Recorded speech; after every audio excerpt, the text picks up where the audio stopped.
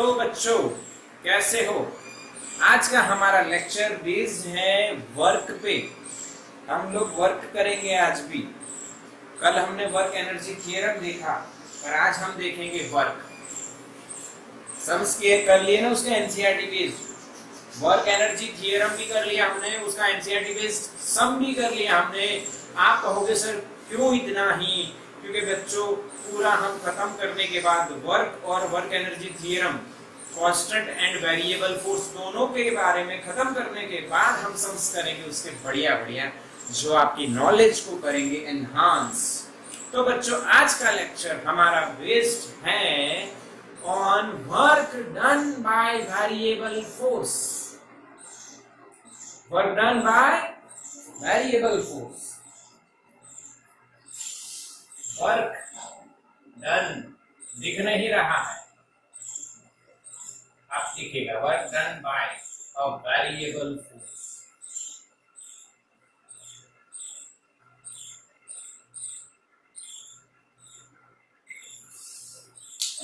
चलो भाई समझते हैं क्या है वेरिएबल फोर्स, किसको बोलते हैं वेरिएबल फोर्स। तो एक एग्जांपल दे देता हूं, एक एग्जांपल से समझ लेंगे। जैसे हमने बात करी अभी शुरुआत में, वैसे वर्क डन आपको करना है बट वेरिएबल फोर्स है, तो इससे पहले कौन सा दिखा था, कांस्टेंट फोर्स। यानी क्या आपको ये पता है बच्चों, what is the equation of work done bye constant force? Easily you can say F dot D. If both are in same direction, then you can write FD, product of force and displacement if they are in same direction. Same direction यानी parallel में। ये work done bye constant force WD bye constant force. अब मैंने ये सिखा दिया आपको, मैंने ये सिखा दिया, ये आपको पहले से आता था, पर अब मैं आज मैं आपको इस पे से ये कैसे आएगा वो बताएंगे। सबसे पहले वेरिएबल फोर्स की बात करते हैं। सोचिए कुछ दोस्त हैं, 2 4 5 या 10 15 खड़े हैं एक जगह पे।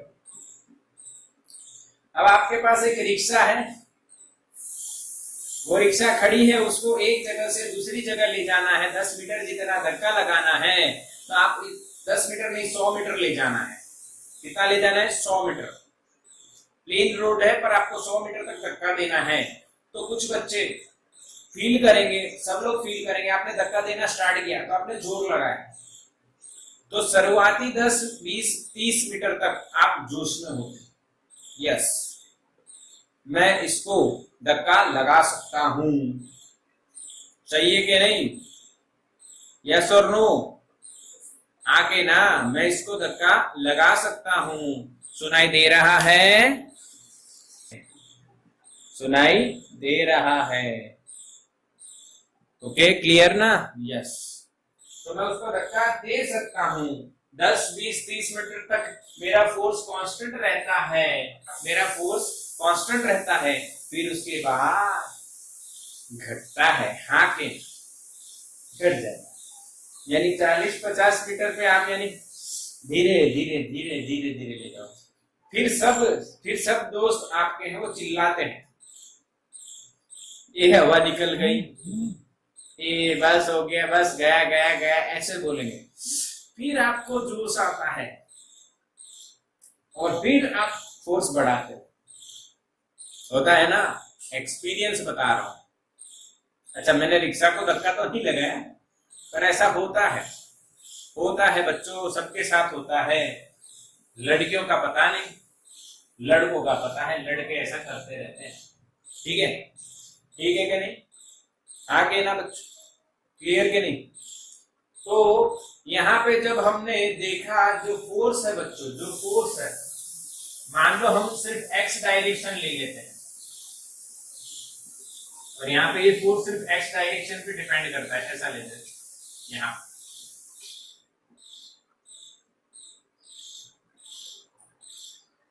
तो जीरो से स्टार्ट करना, तो मान लीजिए ये फोर्स वेरिएबल है, तो आप इसका ग्राफ कैसे बना रहे हो? तो अकॉर्डिंग टू एनसीईआरटी में कुछ ऐसे ड्रॉ कर देता हूँ, यहाँ से भी हो सकता है, कहीं से भी हो सकता है, ऐसा कुछ नहीं, ऐसा कुछ नहीं, रैंडम डायरेक्शन, ऐसा कोई भी आप शेप बना दीजिए। चलो ये, तो ये ग्राफ क्या बता रहा है? Force is variable with respect to दी,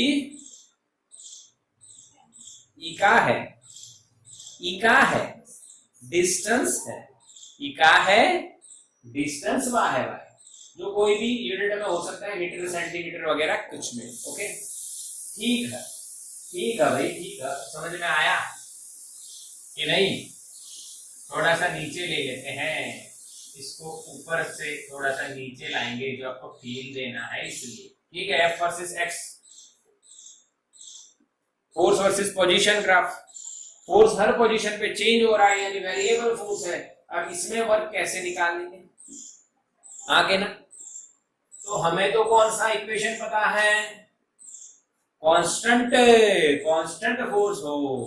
तो मैं क्या करता हूं, मैं सोचता हूं कि उसी इक्वेशन से ये काम क्यों ना हो जाए। यही आप सोचते हो, यही हमारी कॉमन थिंकिंग होती है, क्यों ना एक ही चीज से दूसरा काम भी हो जाए। तो हम क्या करते हैं, हम यहाँ पे डिस्प्लेसमेंट छोटी सी लेते हैं। मान लो बच्चों मैंने ली डिस्प्लेसमेंट डेल्टा एक्स, उस दौरान यहाँ पे देखा गया लगभग जो फोर्स है वो कांस्टेंट मिला, और कितना मिला? F of x. एक्स का मतलब पोजीशन के साथ चेंज हो रहा है, तो यानी डेल्टा एक्स जो पूरे पाथ को मैंने पूरा 100 मीटर ले जाना था रिक्शा को, मैंने उसको टुकड़े टुकड़े टुकड़े टुकड़े कर दिए, और एक छोटा सा टुकड़ा लिया, जिस टुकड़े के लिए, जिस डिस्टेंस के लिए फोर्स कैसा है? वेरिएबल नहीं, कांस्टेंट है। अगर फोर्स कांस्टेंट है तो you can apply this equation. और रिक्शा को जब आप फोर्स लगा रहे हो, तो जिस डायरेक्शन में फोर्स लगा रहे हो उसी डायरेक्शन में रिक्शा चल रही है, यानी डायरेक्शन सेम। तो कौन सा आएगा equation? F into D। Yes, work done for delta x distance, you can write delta W, क्योंकि छोटा सा वर्क होगा, F of x into delta x, F of x into delta x. बच्चों समझ में आया कि नहीं? बच्चों समझ में आया कि नहीं? पहले ये बताओ।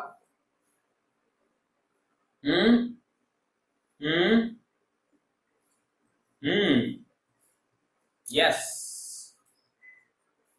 अब हमने क्या किया, पूरे पाथ को ऐसे छोटे छोटे डिस्टेंस में डिवाइड कर दिए, फोर्स इंटू डिस्प्लेसमेंट, छोटे छोटे वर्क फाइंड कर लिए। टोटल वर्क कितना हुआ?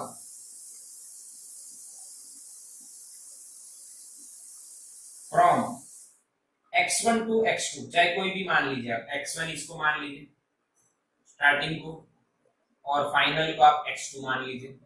ठीक है, तो आप करोगे इनके सभी का समेशन, यानी कैसे? डेल्टा W1 पहले के लिए, दूसरे के लिए, प्लस अप टू सभी के लिए। यस और नो? छोटे छोटे वर्क आपने फाइंड किए, सभी वर्क को आपने इकट्ठा किया, तो टोटल वर्क आपको आता दिखेगा।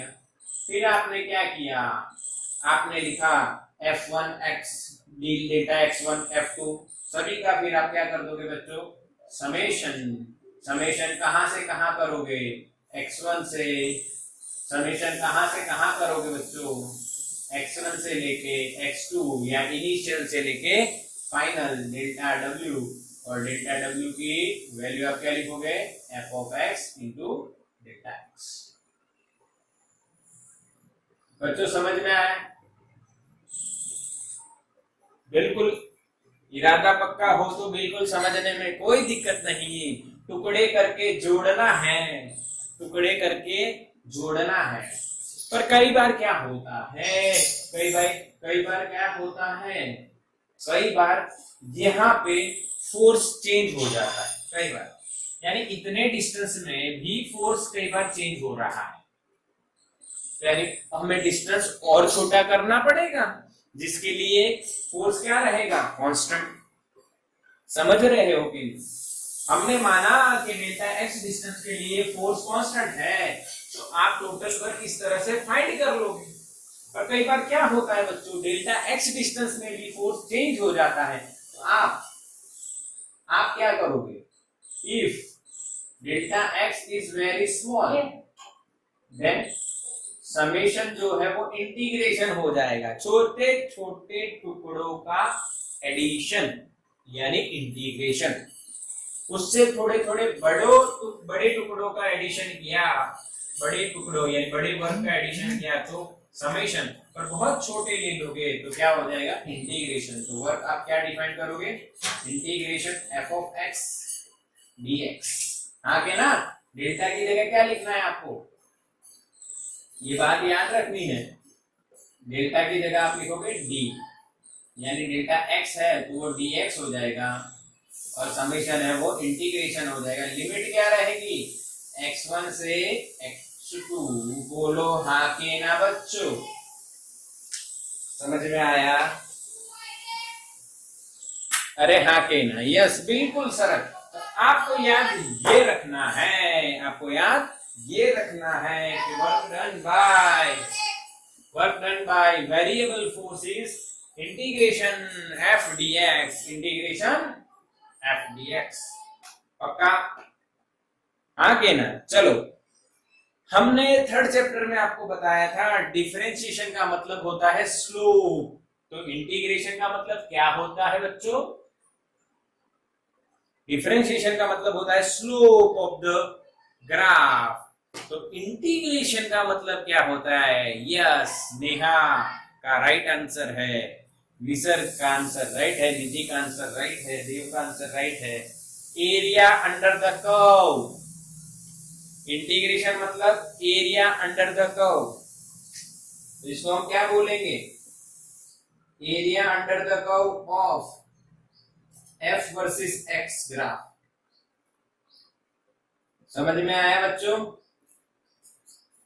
अब ये प्रूव भी कर देता हूं, इधर देखो, इधर देखो, छोटे से टुकड़ा लिया ये वाला डेल्टा एक्स, और उसका वर्क हमने फाइंड किया F of x delta x. तो ये एफ ऑफ एक्स है, यानी ये जो एफ ऑफ एक्स है ये कितना है भाई, हाइट एफ ऑफ एक्स,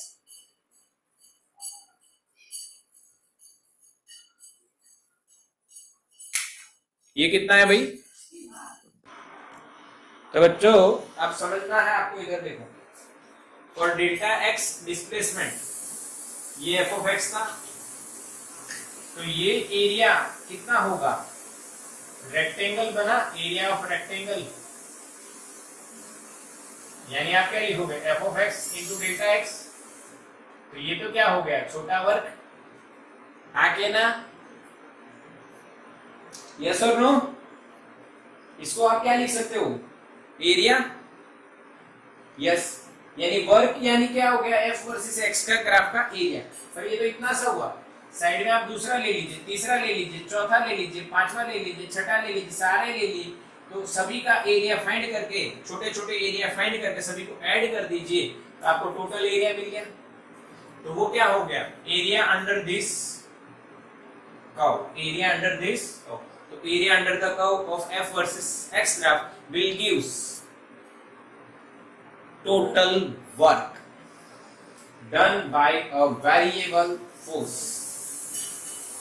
कोई डाउट है, हाँ के ना, इसका स्क्रीनशॉट ले लो।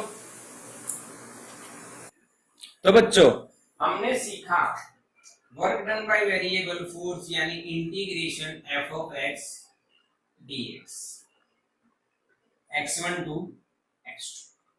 पर एक बात दिमाग में यह रहती है, एक बात दिमाग में यह रहती है कि ये x डायरेक्शन है, इसकी जगह ये y डायरेक्शन होता, या xy प्लेन होता, या xyz स्पेस होता, तो क्या यही इक्वेशन वैलिड रहता? नहीं, क्योंकि डिस्प्लेसमेंट और फोर्स दोनों वेक्टर क्वांटिटी है। तो जनरली आप क्या याद रखोगे, यह याद रखोगे, और क्या, integration W is equal to integration F dot dr, R1 से R2, और ये R1 भी वेक्टर और ये R2 भी। ये जनरली आप याद रखोगे। बात यही कर रहा हूं, कोई नई बात नहीं कर रहा हूं, क्योंकि यहाँ पे इन दोनों की डायरेक्शन हमने सेम मानी थी। अगर सेम ना हो तो F D x cos theta, F D x cos theta, अरे हाँ के ना बच्चों, तो वो क्या एफ डॉट डी लिखा जाता कांस्टेंट फोर्स में, ये वही है F dot D R for a small D R, for a small D R displacement. If force is F, then small work is F dot dr, and if you want to find out total force during the change in position from R1 to R2, then what is the equation? W is equals to integration from R1 vector to R2 vector F dot dr। बच्चों हाँ के ना, yes or no, yes or no, जल्दी से बोलो yes, बिल्कुल समझ में आ रहा है। अब यहाँ पे जो f है उसके बारे में आपको बताया जाएगा, एफ एक्स आई कैरेट, एफ वाई जे कैरेट, एफ जेड, ठीक है। और जो डी आर है बच्चों वो डी एक्स आई कैरेट, डी वाई जे कैरेट, डी जेड, ठीक है। अब देखो, अगर आप सिर्फ x डायरेक्शन की बात करो तो ये गए एफ एक्स डी एक्स आ जाएगा, हाँ कहना बच्चों, यस और नो, यस। अच्छा, R1 दो तरीके से आपको दे सकते हैं, R1 का x component I carat plus R1 का y कंपोनेंट j कैरेट, इस तरह से दे सकते हैं, या फिर वो ऐसे जो हम 9th 10th में देखते थे, ये दो तरीके से हो सकता है। सिमिलरली R2 का x component I carat plus R2 का y कंपोनेंट j कैरेट, या R2x R2y, यहाँ पे वैल्यूज होंगी बच्चों, मैंने सिर्फ आपको बताया। मान लो 1 2 से 2 4 जाते हुए कितना वर्क हुआ, यस और नो, समझ में आ गया? बिल्कुल, जनरली ये फॉर्म आपको याद रखना चाहिए। अगर आप जेई नीट कर रहे हो तो ये फॉर्म आपको आना चाहिए, और इसके नीट में सम्स बहुत आते हैं, सिंपल, एकदम सिंपल सॉल्यूशन के साथ आते हैं। चलो, आया समझ में? किसी को डाउट है तो बताइए, जल्दी से बोलो, जल्दी से। अगर डाउट है, नहीं है डाउट तो स्क्रीनशॉट ले लो, आगे चलते हैं। चलो बच्चों चलो आगे चलते हैं। हमने देखा work done bye a variable force, अब हम देखेंगे वर्क एनर्जी थ्योरम। उसका एक सम है एनसीईआरटी में, पर वो मैं नहीं करवा रहा हूं क्योंकि एक बार सम स्टार्ट करेंगे तो हम रुकेंगे नहीं। वर्क एनर्जी थ्योरम, और ये किसके लिए? वेरिएबल फोर्स के लिए। यानी जो हमने कांस्टेंट में देखा था वो क्या रिवाइज कराओ, क्या चलेगा? बोलो, मैसेज करो। जो कांस्टेंट में देखा वो रिवाइज करवाओ या चलेगा? फटाफट रिवाइज करवा दूं जेट की स्पीड से। चलाओ। यहां पे हमने एक गाड़ी ली थी जिसकी स्पीड u थी, फिर हमने फोर्स लगाया और स्पीड कर दी v। यहाँ पे काइनेटिक एनर्जी थी हाफ एम यू स्क्वायर, यहाँ पे काइनेटिक एनर्जी थी हाफ एम वी स्क्वायर, ठीक है। और यहाँ पे v इनिशियल कर दो तो मुझे कोई दिक्कत नहीं, यहाँ v फाइनल, ये v इनिशियल, ये v फाइनल। हमने ऐसे फोर्स लगाया जो फोर्स कांस्टेंट था और यूनिफॉर्मली एक्सेलरेटेड मोशन, यानी v square minus u square बराबर 2a d। मान लीजिए ये डिस्टेंस d या s कुछ भी मान लो, ये d है तो यहाँ पे 2a डॉट d लिया था। फिर यहाँ पे अगर आपने u लिखा है, यहाँ पे v लिखा है, ये u लिखा है और ये v लिखा है, कोई दिक्कत नहीं। बोला हाँ के ना? अब m/2 से मल्टीप्लाई किया तो यहाँ पे आया half m v square half m u square, बराबर यहाँ पे 2 2 कट हो गया और ma यानी फोर्स आया F डॉट d, ये हो गया फाइनल, ये हो गया इनिशियल और ये होगा वर्क। तो delta K is equal to W, this is the work kinetic energy theorem. क्या बोला मैंने? Work kinetic energy theorem. अरे हाँ के ना बच्चों, हाँ के ना बोलो, समझ में आया? यस, बहुत फास्ट। अरे इतना तो, ये तो रिवीजन था, क्या फास्ट। हाँ, कभी कभी रिक्शा 5वें गियर में भी चलानी चाहिए। हाँ, पर रिक्शा के तीनों टायर एक साथ चलने चाहिए। अगर एक आधा टायर पीछे रह गया ना, तो रिक्शा जहां पहुंचनी चाहिए वहां नहीं पहुंचती। ठीक ठीक बच्चों, समझ में आया? अब यही बात अगर हम ऐसे करें, ध्यान से देखा, यहां पे देखिए, if force is variable, if force is variable, then at any time kinetic energy, we can write K is equals to half mv square. This is the instantaneous velocity. This one is instantaneous at any time, bachcho. At any time, the instantaneous velocity is v. Then this is the instantaneous kinetic energy. After some time, velocity changes, kinetic energy also changes. If the magnitude of velocity changes, then kinetic energy is also changes. अब magnitude of velocity क्यों change होगा बच्चों? Because the force is changes. हाँ कि ना, force is variable. यहाँ पे constant यानी velocity का जो change का rate है वो सेम रहेगा। यहाँ पे 5 थी, फिर 6 हुई, फिर 7 हुई, फिर 8 हुई, फिर 9 हुई, फिर 10 हुई, यानी एक एक बढ़ी अगर फोर्स कांस्टेंट है। But force is variable, then यहाँ पे 5 थी, फिर 6 हुई, फिर 8 हुई, फिर 9.5 हुई, फिर 9 हुई, फिर 10 हुई, यानी चेंज इज वेरिएबल।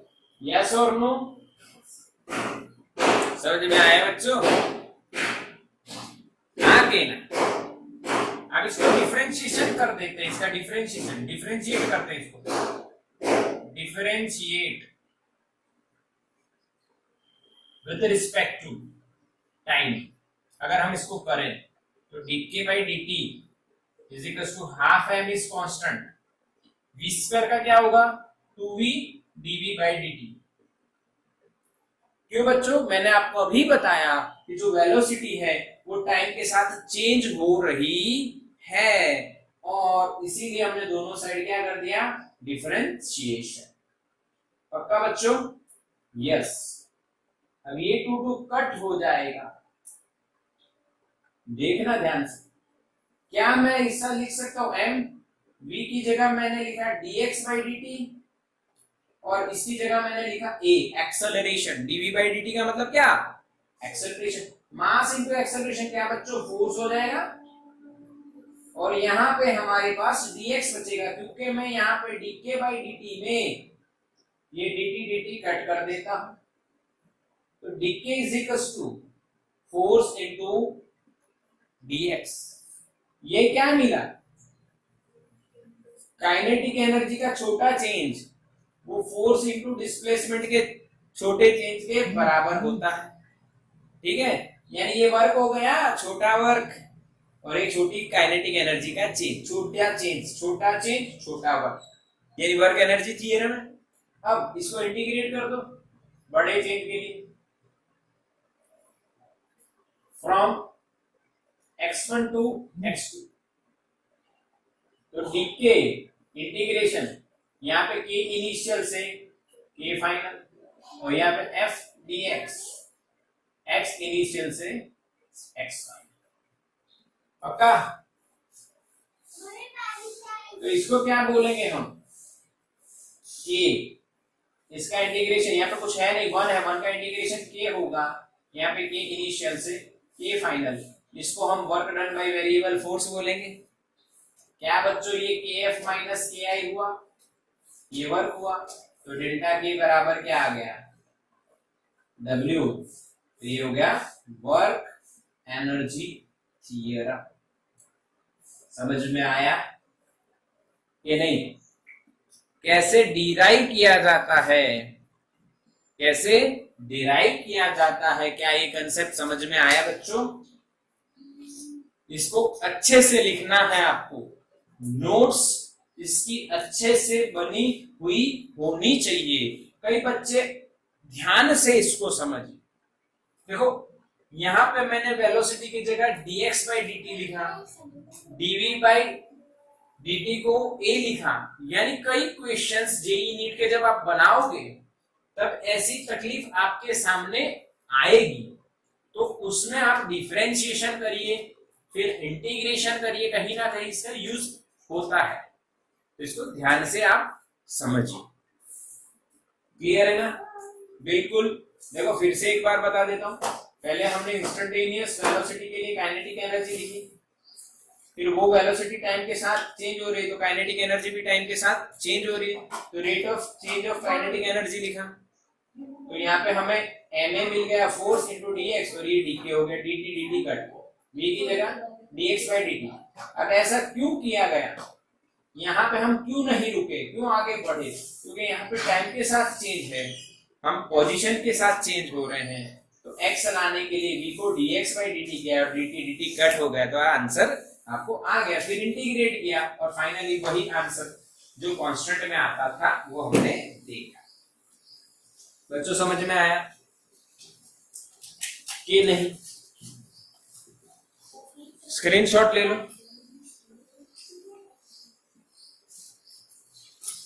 स्क्रीनशॉट ले लो। हो गया?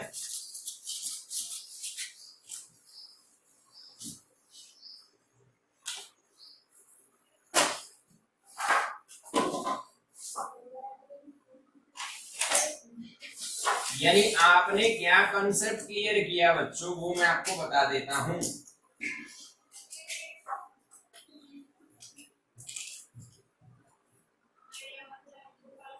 ध्यान से देखिए और समझिए। आपने दो बातें क्लियर की हैं, एक की है वर्क और एक किया है वर्क एनर्जी थ्योरम। तो मैं आपको एक हिसाब बता देता हूं। वर्क यानी या तो आप इसका चार्ट ऐसे बनाइए, आपने दो चीजें क्लियर की है, वर्क और वर्क एनर्जी थ्योरम। इस तरह से आप इसको बता दीजिए, आपको समझ में आ जाएगा। अगर f कांस्टेंट है और या f वेरिएबल, या कांस्टेंट नहीं, f वेरिएबल लिखो तो समझ में अच्छा आएगा। f कांस्टेंट है, f वेरिएबल। कांस्टेंट के लिए आप क्या लिखोगे यहाँ पे, f डॉट d, वेरिएबल के लिए इंटीग्रेशन f डॉट dr, और इसको AUC याद रखोगे, एरिया अंडर द कर्व। यहाँ पे delta k is equal to W, यहाँ पे भी delta k is equal to W, और यहाँ पे जो W है वो चेंज हो रहा है। बस इतना ही पढ़े हैं हम 2 दिन से। हाँ 2 दिन से इतना ही पढ़े, समझ में आया? इसको कहते हैं नोट्स बच्चों। और छोटे छोटे पॉइंट्स भी लिखिए आप, जैसे कि यहाँ पे R1 वेक्टर से R2 जाता है, और F क्या होता है, FXI, FIJ, FZK, ये सब छोटी छोटी बातें जो इंपॉर्टेंट होती हैं उसको नोट बनाइए, और सबकी नोट मुझे तैयार चाहिए। जब भी मांगू अप टू द चैप्टर आपको खत्म होनी चाहिए। 1 2 3 फर्स्ट चैप्टर में थोड़ी बहुत नोट्स बनानी चाहिए। हालांकि वो जेईई नीट में नहीं आता है तो नहीं बनाओगे तो मुझे कोई दिक्कत नहीं है, पर बाकी बच्चों आपका काम बिल्कुल परफेक्ट होना चाहिए। ठीक है? पक्का? समझ में आ गया? ये स्क्रीनशॉट ले लो इसका।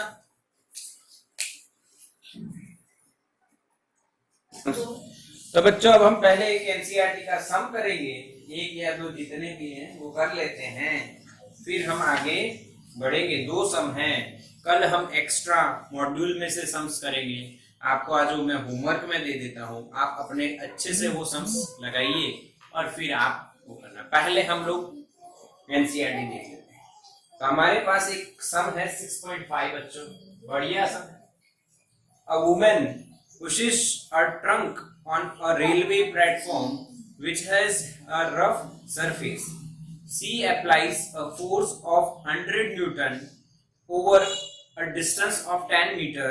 Thereafter, she gets progressively tired and her applied force reduces linearly with distance to 50 Newton. Okay. The total distance through which the trunk has been moved is 20 meter. Plot the force applied by the woman and the frictional force, which is 50 Newton versus displacement. Calculate the work done by the two forces over 20 meter. ठीक बच्चों, समझ में आया? यानी समझ में तो आया सर, अच्छे से आया होगा। फिजिक्स में सबसे पहली बात ये भी आपको मैंने समझाई थी कि कैसे क्वेश्चन को आइडेंटिफाई करिए और उसमें से जो टर्म्स दी हैं उनके ऊपर राउंड करके, क्वेश्चन के अंदर ही राउंड करके उसका सिंबल लिख दीजिए। जैसे कि यहाँ पे जब आप समझोगे तो ये थोड़ा सा फीलिंग वाली बात है। ये डिस्टेंस है बच्चों, ये फोर्स है। एक लेडी है, एक वुमेन है जो यहां से एक उसका बैग वगैरह कुछ भी खींचना स्टार्ट कर रही है। ठीक है, आपने देखा ही होगा रेलवे स्टेशन पे कूली नहीं करते कुछ लोग, क्योंकि उनके नीचे टायर लगे होते हैं और वो खींचते हैं, कुछ ऐसे ले जा रहे हैं। तो वो ले जा रहे हैं तो शुरुआती दौर पे वो 100 न्यूटन फोर्स लगा रही है। और कहां तक लगा रही है? 10 मीटर तक। उस दौरान वो कांस्टेंट फोर्स लगा रही है, और बाकी के 10 मीटर के लिए, यानी यहां पे हो जाएगा 20 मीटर, बाकी के 10, 0 से 10 फिर बाकी के 10 यानी 20 हो गए। यानी फाइनली उसका जो फोर्स है बच्चों वो डिक्रीज हो जाता है, लीनियरली डिक्रीज होता है। और यहाँ पे उस फोर्स की वैल्यू हो गई 50 न्यूटन। ठीक है, समझ में आया कि नहीं? अरे हाँ के ना बच्चों, क्लियर ना? ग्रेजुअली डिक्रीज होके 50 न्यूटन हो जाता है। इस मोशन के दौरान ये उसने जो वर्क किया होगा उसके दौरान यहाँ पे फ्रिक्शन भी लगा। फ्रिक्शन ऑपोजिट डायरेक्शन में लगता है, इसलिए मैंने -50 लिखा। और यहाँ पे ये फ्रिक्शन है, ये फ्रिक्शन है और वो 50 न्यूटन है, बट ऑपोजिट डायरेक्शन इसलिए माइनस लिखा कांस्टेंट। अब आपको क्वेश्चन ये पूछा है work done by both forces. तो work done by external force, जो वुमन ने लगाया 100 न्यूटन। तो आप ग्राफ से निकालोगे तो आपको क्या निकालना है? एरिया। खत्म। अब यहां पे आप जब ग्राफ देखोगे तो पहले ये सीधा चल रहा है, फिर ऐसे चल रहा है। तो इसमें 3 पार्ट बनेंगे। एक पूरा ये रेक्टेंगल, दूसरा ये छोटा रेक्टेंगल, और तीसरा ये ट्राइंगल। यस और नो? तीनों को एरिया आप निकालो, आपको आंसर आ जाए। समझ में आया? पहले का एरिया देखो, ये 10 और ये 100। रेक्टेंगल का एरिया क्या होता है? LB। ये L ले लो, ये B ले लो, खत्म। दूसरे की बात, रेक्टेंगल है दूसरा भी ये वाला, इसमें ये कितना 10 इंटू ये कितना 50, और तीसरा जो है हाफ इंटू बेस। क्यों? ये ट्राइंगल है, यानी half into base into altitude. तो भाई ये भी 10 है, अल्टीट्यूड बताओ 50, करेक्ट। यहां से यहां तक तो ये बच्चों 100 पॉइंट पे है, ये बच्चों 50 पे है, तो दोनों का डिफरेंस कितना होगा? 50 होगा ना। बस इसको सॉल्व करो, आंसर पाओ। ये 1000 हो गया, ये 500 हो गया, ये 500 का आधा 250 हो गया, 1000 और 500 1500 और 250 1750 जूल आपका आंसर आ जाएगा। बिल्कुल क्लियर? यस और नो? बिल्कुल एकदम easy. Work done by friction, वो भी क्या होगा बच्चों? Area under the curve of friction versus X graph. Friction versus X graph ये रहा, इसके नीचे का जो एरिया बन रहा है ये दिख रहा है आपको, और ये पूरा का पूरा रेक्टेंगल है, इसलिए बिल्कुल सिंपल है। तो यहाँ पे वर्क आप जब लिखोगे क्या लिखोगे? 50 इंटू 20 और माइनस, तो आपका आंसर क्या आएगा? 1000 जूल।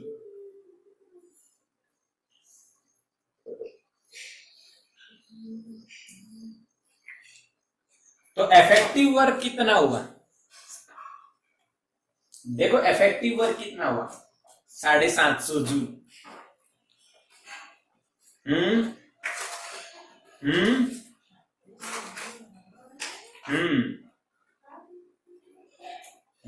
इफेक्टिव कितना हुआ? 750। इसने किया 1750। फ्रिक्शन पे अपोज करने में कितना लग गया? 1000। तो 750 पे वो यहां से यहां आ गया, 750 जूल पे ही। हाँ सही है? यस और नो? ये सारी बातें सोच लेनी है बच्चों, ऐसा नहीं इतना क्यों दिमाग लगा रहा है, सब खत्म करो ना इसका टाइम। अरे दूसरा भी ध्यान रखें जिससे इसके अलावा के क्वेश्चन आपको आ जाएं। चलो एक और क्वेश्चन है, लास्ट क्वेश्चन आज का 6.6। इसका स्क्रीनशॉट ले लो बच्चों फटाफट, ले लो इसका स्क्रीनशॉट जल्दी से।